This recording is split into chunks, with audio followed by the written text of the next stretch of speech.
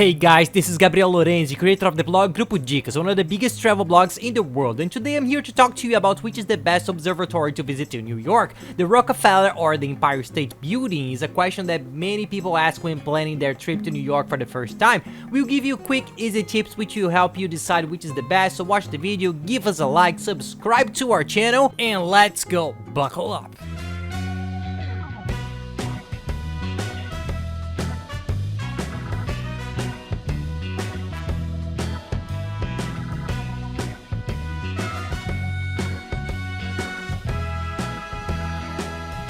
Well, this is a question that many people have when they visit New York. They are the two principal skyscrapers in the city. There's also the One World, which was built where the Twin Towers used to be. It's also a sensational building, one of the tallest buildings in the world. But the most famous that awakens everyone's interest still ends up being the Empire State Building or the Rockefeller Center. And many people can decide which one they prefer to visit. Should I go to the top of the rock, which is the Rockefeller Observatory, or should I go to the Empire State Building? So we'll try to clarify. We already went to both and we have our opinion, and to let you know up front, we prefer Rockefeller. We will quickly explain why and what are the major differences, and we're gonna give all the details about it.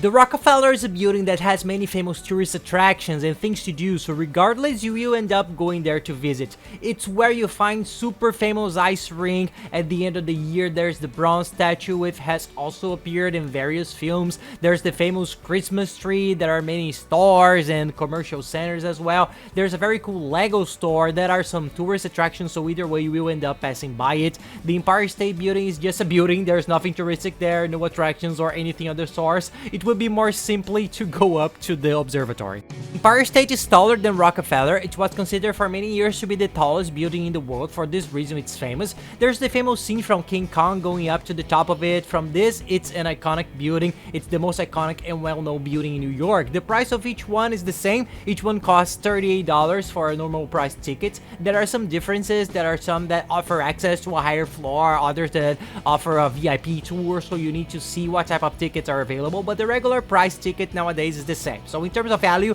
there's no difference. One important tip that we give about New York, principally for these two attractions and various other two, is that you buy the combo pack of tickets. There's the City Pass and two others, but we recommend City Pass more, mainly for the first time. The combo pack of tickets is very good and offers access to these two attractions and to another 6 attractions in New York, which are the principal ones. The Statue of Liberty tour, the main museums, are tours you will do anyway for a much cheaper price. For you to have an idea, City Pass costs only $130 and offers you the opportunity to visit 6 of the principal attractions. Just go to the Empire State or the Rockefeller, you will have to pay almost $40, so it ends up being much cheaper. Don't miss out on purchasing your combo pack for tickets because it's well worth it. We'll leave here the link in the description together with all the other links. There we recommend all of the service, which are the best sites, the cheapest City Pass, the cheapest tickets to Broadway, cheapest accommodations, travel insurance. There's a price comparison tool that compares and finds the best price guaranteed, the internet cheap as well.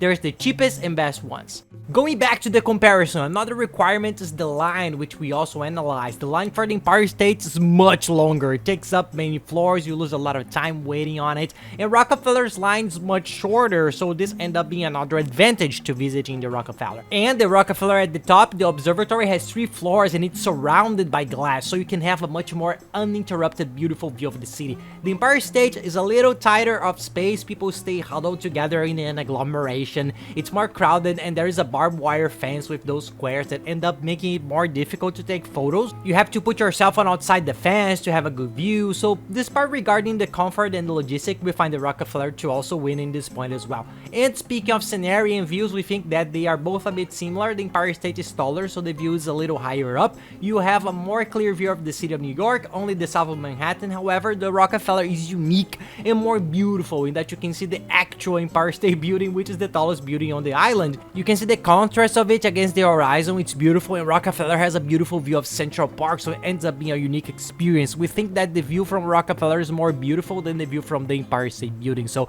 we recommend going to this one instead of the other because it's more beautiful. Speaking of Central Park, one tip that we give is try to go to observatories during the day because the view of the city is much prettier. At night it's pretty too with the illumination, but it's worth it on the first time to first see during the day, principally at a Rockefeller, because in Central Park everything is dark dark and you can't see anything. The rest of the island, the buildings, the big buildings and the skyscraper are all illuminated, so the view is beautiful. But during the day you can see everything. Principally Central Park is one of the most beautiful views that contrasts with the background of the city that we have ever seen all of our trips. You can see the enormous green area of Central Park in the middle of all the buildings. It's something very cool and very beautiful. The best hour is sunset, but you have to have some luck to go up when it's still day and then get dark when you are still there. It has to be exactly at the moment of sunset. It's worth it if you are willing to take a risk. The photos are beautiful, but it's a bit difficult for you to get the hour right.